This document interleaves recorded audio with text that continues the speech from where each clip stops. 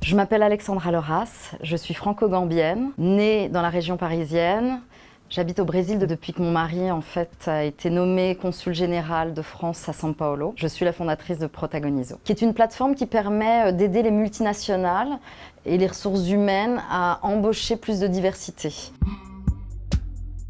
D'après l'étude de McKinsey, il a été démontré que les entreprises qui embauchent plus de noirs augmentent de 35% leur rentabilité. Alors c'est très simple, c'est qu'en fait si on laisse que des hommes blancs d'une certaine classe sociale développer des produits, développer des campagnes publicitaires pour s'adresser à 54% du marché qui est noir ou à 52% du marché qui sont les femmes, ces protagonistes ont vraiment du mal à adapter leur dialogue et leur discours et leur créativité pour réussir à séduire ces populations. En 2018, on a réussi à faire embaucher 458 Noirs à des postes stratégiques, exécutifs et avec une vraie augmentation de leur salaire. Ça a été à travers un livre que j'ai sorti sur les inventeurs noirs, qui a été vraiment une recherche profonde que j'ai faite lorsque je faisais mon master à Sciences Po. J'ai décidé, après la lecture de Mes étoiles noires de Lilian Thuram, de me consacrer à une recherche sur les inventeurs noirs. Donc j'ai découvert l'antenne parabolique qui avait été inventée par un noir, le pacemaker, le frigidaire, l'air conditionné, le téléphone portable, les feux de circulation. Donc j'ai d'une certaine manière découvert qu'il y avait énormément de choses positives à raconter sur les afrodescendants et j'ai voulu les mettre en lumière. Et puis j'ai eu de la chance parce que ce livre a eu beaucoup de succès au Brésil et suite à cela, j'ai créé cette plateforme.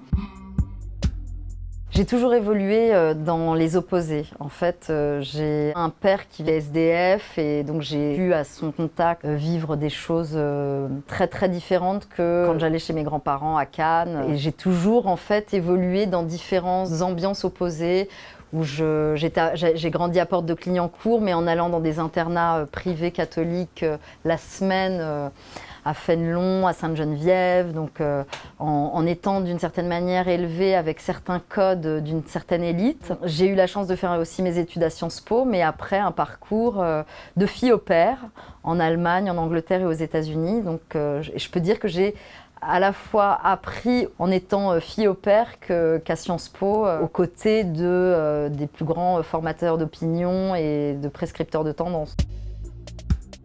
Je suis convaincue que si on a l'opportunité de pouvoir développer des projets audiovisuels avec de la diversité, cela pourra avoir un impact anthropologique et sociétal sur les populations. Ce qui permettra en fait aux enfants noirs de se voir représentés à des postes de CEO, à des postes de gouverneurs, de maires de certaines villes, à travers donc la narrative de la novella ou même des dessins animés. Et ça permettra également aux blancs de nous voir dans d'autres stéréotypes et pour les aider en fait à prendre conscience que les blancs ne sont pas responsables de ce qui s'est passé hier avec l'esclavage, les Blancs d'aujourd'hui, c'est comme les Allemands de ma génération ne sont pas responsables de l'Holocauste, mais nous sommes tous responsables de rééquilibrer notre société.